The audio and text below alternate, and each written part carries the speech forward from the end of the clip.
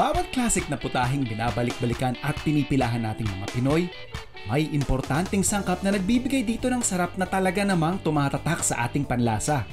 Pwede naman palang isama yung lechon kawali sa pares. Kung ano lang po talaga yung kinagisa namin, simula kila lola, napasa lang po na napasa sa amin. Kung gusto mo na mas mahabang buhay ng asawa mo, magtanim kayo ng sarili niyong pagkain at yun na ang gamot niya. At sa likod ng bawat pagkaing pinupusuan natin, matatagpuan din ang mga kwentong magmamarka sa atin at magsisilbing inspirasyon. Madalas pong naririnig ko, masarap, babalik kami. Si tita ko po, yung bago po siya mamatay, parang hinahabili na po sa amin to. Gawa ng wala po siyang anak. Ito pala ang ideal na buhay. Simple lang. Nandyan lang yung pagkain mo, pipitasin mo lang, saka iluluto. Ngayong araw, mae-experience natin ang sarap ng buhay sa mga kwento ng mga taong makikilala natin. At syempre, isi-celebrate natin ang mga ito sa paghahanda ng masasarap na pagkain. Let's go, Food Explorers!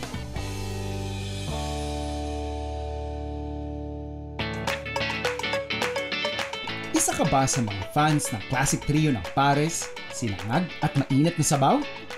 Pwes, siguradong magugustuhan mong dayuhin ang Binondo, Manila para matikman ang sikat na lechon pares ni Lakay. Ako po si Henny Villamin Salagan, akala kayo po. Dati po akong guardian. So nung nandun po ako sa Alabang, yun po kasi last na pinag-dutyhan ko, nakakita ko na maliit na pwesto. So doon pa nag-umpisa na nagnegosyo ko ng pagkain. And then po nung 2014, napagawi ako dito sa Binondo. Sa una po, pagkain talaga ang tinda ko. And then nung netry ko din po na magluto-luto ng mga mami-mami. Pagtungtong po noong 2020, yun po, nag-focus po ako ng lechon pares. Ang famous lechon pares ni Lakay, aakalain mo bang sa isang di inaasahang pagkakataon lang niya na-diskubre? Kasi po yung mga bata, mahihilig po sa mga pritong manok. May naiwan sa aking part ng batok ng baboy. Sinubukan kong ginawa na iprito. Tapos kumain kami magama, nilagay ko doon sa sabaw ng pares. Sabi ko, pwede naman palang isama yung lechon kawali sa pares. Yun po nag-umpisa. Matapos matuklasan ang panhalong recipe ng kanyang pares with a twist, ang lechon pares nila kay unti-unting naging crowd favorite. Sa una, medyo ayaw ng tao dahil sa putok-batok nga daw po eh. Tinangkilik lang din naman ng mga tao. Doon po nag-umpisa na padami yung mga niluluto ko. Pero ang mundo ng social media, may ibang plano pa pala para mas mapansin ng lahat ang putahe niyang hit na hit. Kasi meron pong food vlogger na nag-vlog sa akin, yung Team Canlas. Hindi ko akalain na sila pala ang makakatulong sa akin na dumami yung mga parokyano ko. And then po napanood po ng ibang mga food vlogger, dumami yung mga food vlogger na pumunta sa akin. Pinakamaraming tao sa akin, 11 o'clock po ng umaga, pataas na po yun. Madalas pong naririnig ko, masarap, babalik kami. So next time na magawi ka sa bandang Binondo, pati mo subukan itong sikat na lechon pares ni Lakay. Malaki ang kinalaman ng timpla ng sarsa sa distinct na lasa ng Pinoy favorite dish na pares. At kung si Lakay nagamit ito para mas mapasarap pa ang kanilang pagkain ng lechon kawali, ako naman naisipang gamitin ang sauce ng pares para gumawa ng isang panalong noodle dish. Comfort food talaga, marami tayo yan. Sa iba't ibang sulok ng Pilipinas, pumili ka. Pero pupusta ako, isa dyan sa mga paborito ng lahat, pares. Yan yung mga hindi pwedeng mawala. So gagawa lang tayo ng sarili nating version, and this time, parang pareho lang din halos yung serving na gagawin natin. It's either kasi yan, sinaserve with sinangag or with noodles. So parang gagawin lang natin siyang isang bowl. Sinabi kasi nating pares, para sa akin, pinaka-importante dito is the braising technique. So ibig sabihin, meron tayo ditong konting oil.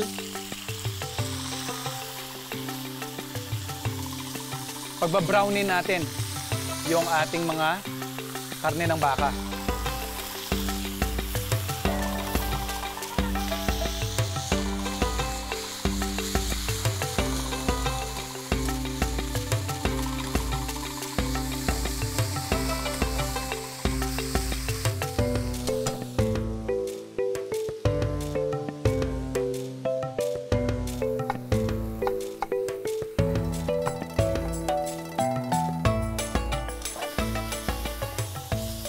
syempre, sa dami na ng mga nagva-viral na recipes dyan, yung mga dinadayo ng mga content creators, sa akin lang, pag ako gumagawa ng pares sa bahay, I make sure na dumadaan sa gantong proseso. Kasi para sa akin, mas malalim yung nagiging lasa ng ating pares.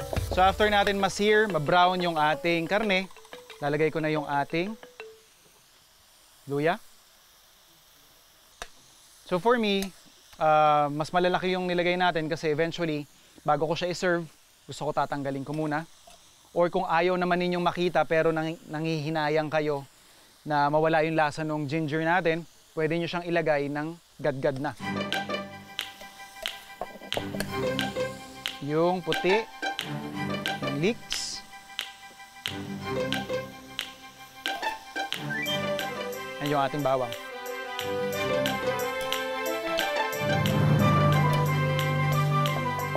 And dito nagkakaroon ng diferensya actually, yung iba't ibang versions ng pares. Yung iba, hindi naglalagay ng star anise. Pero sa akin, I think isa ito sa mga signature flavors ng paborito nating pares.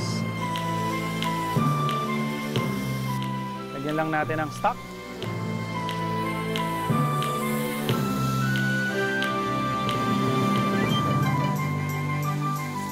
Timplahan lang natin ng soy sauce. Para lang din may balanse yung flavors natin. Brown sugar.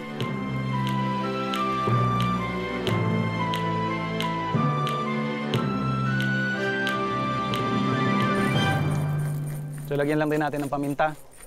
And yun nga, lulutuin natin to hanggang lumambot yung karne, more or less, mga at least 4 hours. Pero syempre, what I would suggest is, para makasave kayo ng time, syempre ng gastusin din sa gas, gumamit tayo ng pressure cooker. Sa pressure cooker siguro mga at least an hour lang ito to 1 hour and a half.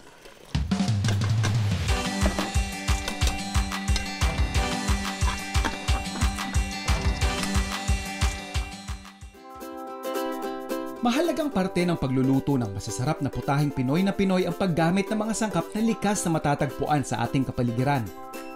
At kung kadalasan hindi natin masyadong pinapansin ang mga masasarap na damo, halaman, at mga talbos na tumutubo lang sa tabi-tabi, dito sa Yumis Farm sa Ilayang Bukal sa Tayabas, Quezon, kakaibang atensyon at pagpapahalaga ang ibinibigay nila sa pagpapalaki ng mga ito.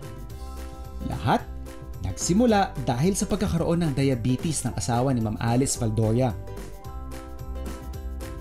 Nagsimula ang Yumis Farm po ng 2015. Nagkataon lang po na... 2015? Yes, na-diagnose ang asawa ko ng diabetes. Okay. Ayun, kaya sabi ng doktor niya, ay may dalawang option ka naman, ma'am, para ma-normalize yung kanyang blood sugar. Ang una, yung ginagawa ng marami. Gamot. Maintenance. Synthetic na gamot. Kaya lang hindi ko nagagaranti after 10 years kung walang internal organ na nasira. Sabi ko, ano po yung second option? Meron ba kayong linang?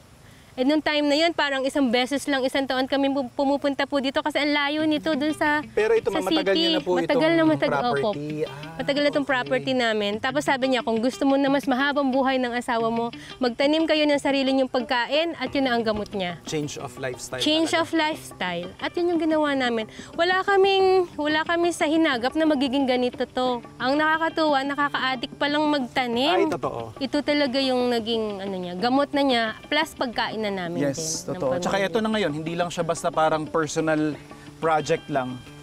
Lumawak na. Yes po.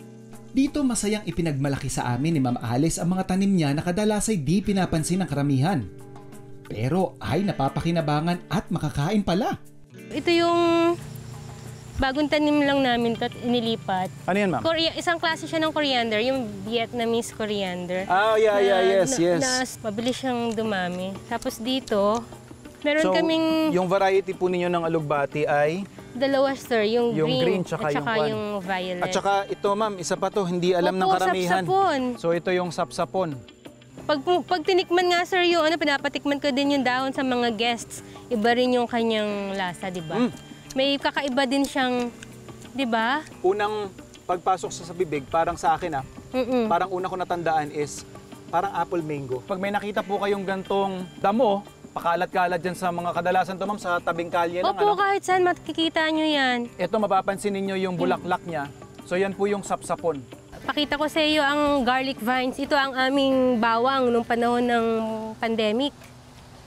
Kanin na lang ang kulang at may adobo ka na. Anong tawag niyo dito, ma'am? Garlic vines. Garlic vine. Pero ba't Yes. niyo po siya tinatawag na adobo?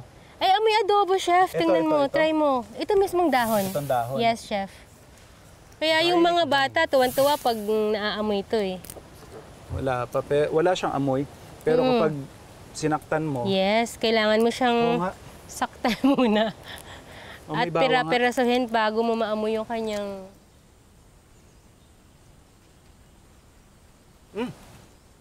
meron din siyang tapang nung kwan, Mm, nung bawang. di ba? Lasang bawang. Kaya ito yung bawang namin nung panahon ng pandemic. Di ba parang pag kumain ka ng bawang na hilaw, yung parang matapang, nakakapaso yung kanya. Ganon din siya. Di ba? Oo nga, no? Gamitin natin to. First time lang namin makakagamit ng gantong ingredient eh. So, ayan, no? Halamang tinatawag nilang adobo dahil sa mala-adobong lasa nito? Pwede! Kailangan masubukan natin ang lasa ng garlic vine sa isang very Pinoy na ulam. Siyempre, may dadagdag na naman tayo dun sa listahan natin ng mga ingredients na hindi tayo masyadong familiar at sila mismo yung nakadiscover dito kung paano nila na pinaka-the best magagamit. Sabi nga ni Ma'am Alice, adobo yung tawag nila doon sa garlic vine na nandun sa kanilang parang pang-welcome sa Arco. So, what a better dish to sample that? Di gagawa tayo ng adobo. So, nakata natin yung ating pork belly into serving portions. Lalagay ko lang sa tuyong pan. So, ayan nating lumabas yung sarili niyang mantika by adding water. Tapos hayaan nating mag-reduce yan and then makikita ninyo unti-unting lalabas yung sarili niyang mantika, mas malalim na flavor, and doon natin siya umpisahang lagyan ng iba pa nating panggisa. So ito, nag-reduce na yung nilagay nating stock kanina. Kung mapapansin ninyo, yung ilalim niyan, yan. Hindi pa yan yung mantika talaga, pero ito nga yung hinahabol natin. Kung makikita ninyo yung mga brown sa gilid na yan, yan yung paulit-ulit natin at saka lagi nating sinasabi na fonds. Yan yung parang magpo-promote yung tinatawag nating lalim ng flavors. So para makuha natin yan, para ma-extract natin yung binuo nating fonds na yan, what we'll do is we will deglaze it. Pwede kayo mag-deglaze ng any liquid, stock, tubig. And since gagamit din naman tayo ng vinegar yung ating ipang deglaze. And pag sinabi nga nating adobo, kailangan may acid yan. Kailangan meron tayong, well, protein. Pwede rin naman gamitin parang pinakasarsa ng gulay, yung adobo sauce. Pero isa sa pinaka-critical na component nga nito is yung ating bawang. But since may inintroduce sila sa atin, imbis na gagamit tayo ng bawang, yung garlic vine na lang yung gagamitin natin.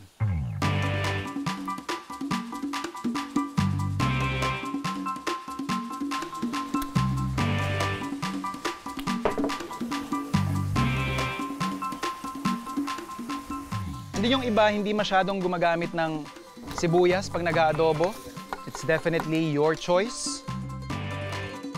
And yung ating panimpla, patis, laurel, and yung ating garlic vine.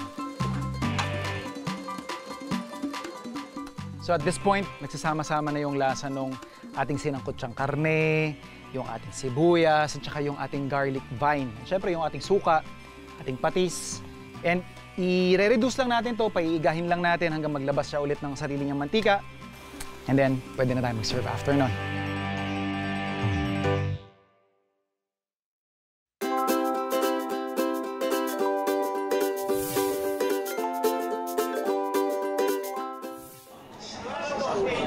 Kasama rin sa listahan ng mga Pinoy all-time favorites ang pansit palabok. At kung trip mong matikman ng isa sa mga pinaka-pinipilahan at talaga namang binabalik-balik ang palabok sa Metro Manila ngayon, matatagpon mo yan sa Lutong Maynila dito sa Quinta Market sa Quiapo. Yan ang palabok ng Jolly Dadas Eatery na nagsiserve na ng napakasarap na meriendang Pinoy since 1940. Ako po si Rahel Kamantigayabut. Ako po yung pamangkin ni Tita Dada. Si Tita Dada po siya, parang dinuktong na namin yung Jolly. Dapat Jolly siya kasi pag nakita niyo po kasi yan kung naabutan, masayahin po talaga. Bakit nga naman hindi pipilahan ng mga suki? Sa mga Ricardos pa lang siguradong mabubusog ka na. Kaya sulit na sulit talaga. Si tita ko po, yung bago po siya mamatay, parang hinahabili na po sa amin to. Gawa ng wala po siyang anak. Tapos parang sayang naman nga po hindi makakontinue. Bukod sa secret recipe ng kanilang palabok, kasama rin sa minana ni Ma'am Raquel ang di mabilang ng mga customers na talaga namang dinudumog ang pwesto nila araw-araw. Dati po 4 AM po ay sinasarado po namin tapos magpre-prepare. Ngayon po kailangan po continuous. Hindi na po siya sinasara. Bali, nagkaroon po kami ng night shift. Bali sa night shift po namin, doon po pinaka niluluto yung mga ingredients. Para sa pagdating po ng umaga, prepare na lang po. At kahit pa medyo naging matumal ang benta nung nagpandemya, unti-unting nagbalikan ang kanilang mga parokyano sa tulong na rin ng pagbisita ng mga food vloggers na nakatulong para mag-trending sila. Pinasa po sa amin na nagmula kami sa pandemic tapos hindi namin alam paano mag-start kasi pinaka-leader talaga namin si Tita. Bali, yun po, nag-umpisa sa isa, dalawa, hanggang sa sunod-sunod na po silang mga vlogger. At ang sikreto ng kanilang masarap na palabok, ang signature sauce nito na talaga namang patok na patok. Ito ang inspirasyon sa likod ng susunod na dish na iluluto natin gamit ang mga sangkap na nakuha natin sa mga taniman ng Yumis Farm dito sa Tayabas, Quezon. So for our next dish, yun lang yung gagawin natin. Kukunin natin yung pinakapuso ng ating palabok, classic at favorite, and then we'll apply it sa ating pork and shrimp wonton soup. So we have here our pork bones. Lagay lang natin yan. Lagyan naman natin ng stock or tubig. And also, ito, napaka-importante rin, yung pinagtanggalan ng ulo at saka yung shell ng hipon. Hindi pwedeng itatapon yan. Pwede nating ilagay yan doon sa ating stock na magiging base ng pinakalasa niya. So, lagyan lang din natin ito ng luya. Ito, optional lang din. Pwede tayong maglagay ng cooking wine. And make sure na kapag hinahalo ninyo, kung pwede ninyong pisitin or piratin yung mga ulo ng hipon, mas maganda. Another characteristic, na pag nakita mong ganito yung kulay niya, most likely alam mong palabok ito dahil dun sa kulay ng sarsa. So maglalagay lang tayo ng annatto powder. At hahayaan lang natin tong kumulo, siguro at least 30 minutes para magsama-sama yung flavors ng lahat ng nilagay natin.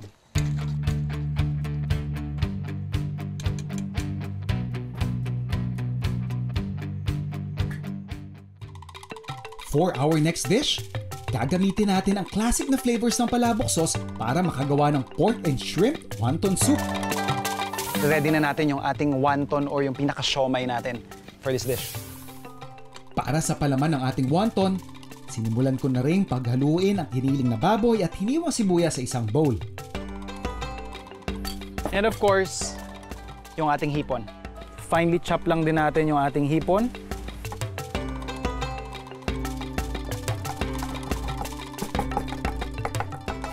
Halo natin dun sa ating mixture.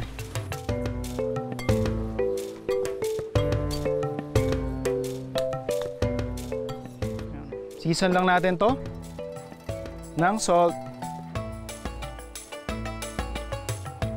Mix lang natin to hanggang makuha natin yung parang paste-like consistency. Ngayon, kung mga hardcore na Chinese cuisine yung magtuturo sa inyo nito, when you're mixing siguro protein, they would tell you to mix it isang direction lang. Lagyan lang natin ng paminta. So ready na yung mixture natin.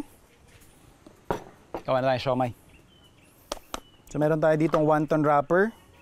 Pinaka-importante lang naman dito is huwag siyang lumabas doon sa ating pagkakabalot.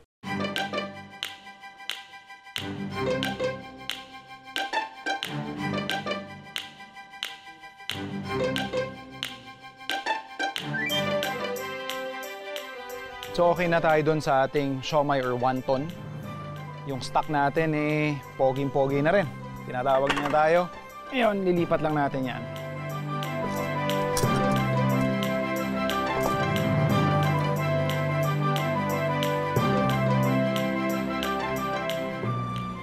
So timplahan lang natin yung ating stock. Dagdagan lang natin ng konti pang patis. And sesame oil. And typically, you'd want to have your sauce thicken by using slurry. Pero dahil nga doon sa gamit nating wonton wrapper, once na inihulog natin yan, eventually lalapot din yung pinaka-sauce niyan. So, hindi na natin kailangan maglagay ng any thickening agent or pampalapot dahil makukuha natin mismo doon sa wrapper.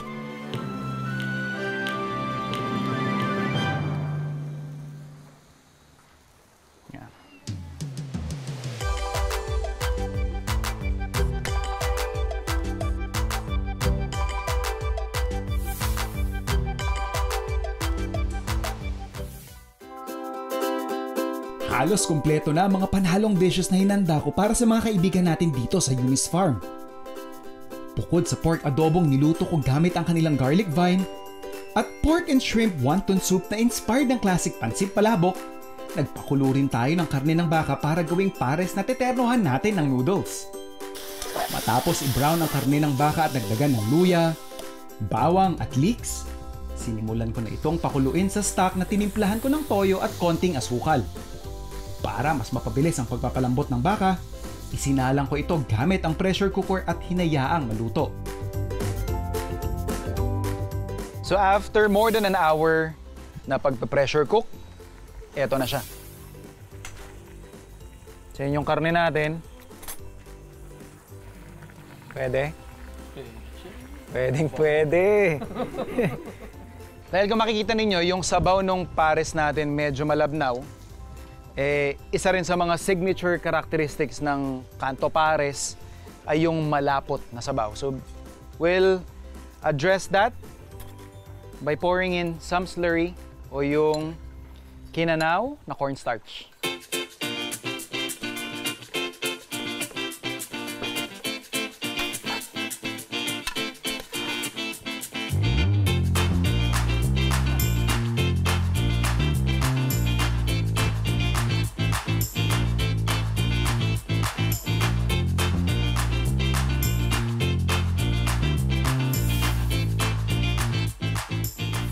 Walang duda, napakasarap talaga ng pagkaing Pinoy.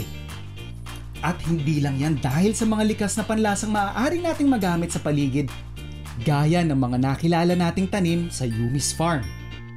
Nandyan din ang mga kwentong kinakabit natin sa bawat masarap na pagkaing ating niluluto.